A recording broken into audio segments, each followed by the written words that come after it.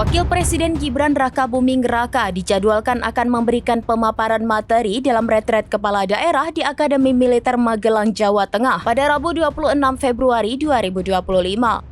Juru bicara DPP PDIP Ahmad Basarah mengatakan Ketua Umum Megawati Soekarno Putri telah menugasi Gubernur Jakarta Pramono Anung sebagai koordinator para kepala-kepala daerah PDIP di dalam retret.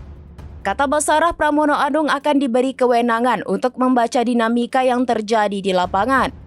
Hal itu disampaikan Basarah saat ditanya wartawan soal Wapres Gibran yang akan membawakan materi saat retret kepala daerah besok.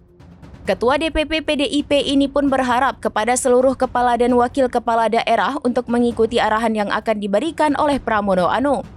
Sebelumnya, Menteri Dalam Negeri Muhammad Tito Karnavian dalam keterangannya pada Selasa 25 Februari mengungkapkan bahwa Gibran dijadwalkan akan memberikan pemaparan materi dalam retret kepala daerah.